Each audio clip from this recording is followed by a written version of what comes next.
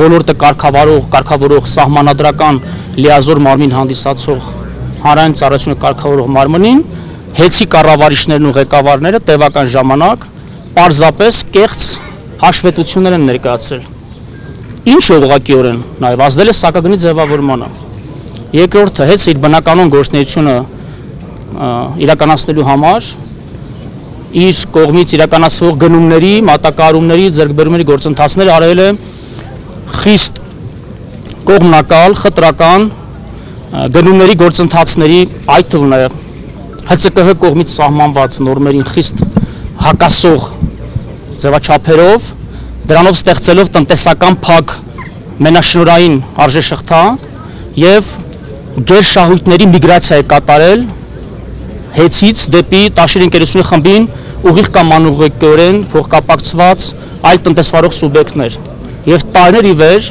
տասնյակ միլիարդավոր ներդրումային ծրագրերը իրականացվել են Տաշիր ընկերությունների խմբի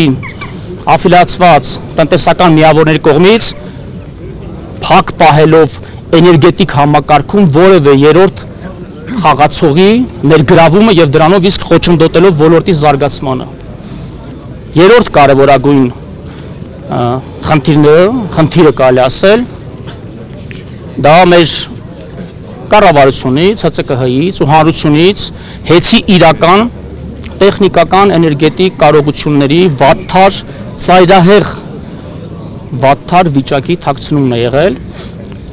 որով պայմանավորված արհեստականորեն իջեցրել են ցանցում կորուստների ցուցանիշները, դրանով եւ կատարելով, այսպես ասած, ՀՑԿՀ-ի կողմից առաջադրված պլանների փաստաթղթավորելով կատարումը, ինչպես նաեւ ահռելի ծավալների իմ գնահատականներով տասնյակ միլիոնավոր կիլովատ-ժամ քանակ էլեկտրաէներգիայի ստվերային շրջանառություն ունենալով, որը որ շատ ցանցերում արդեն իսկ ձեռքի տակ եղած փաստերով կարող եմ ասել, մոնետիզացրել են տնտեսության տարբեր ճյուղերում, դրանով ունենալով ահռելի ստվերային շրջանառություն։ Բոլոր այս մատնանշված փաստերով այս պահին նախաձեռնված են քրեական վարույթներ, շուրջ 1.5 տասնյակ քրեական վարույթ կա նախաձեռնված հակակոռուպցիոն կոմիտեում եւ քննչական կոմիտեում նախաքննություն է իրականացվում։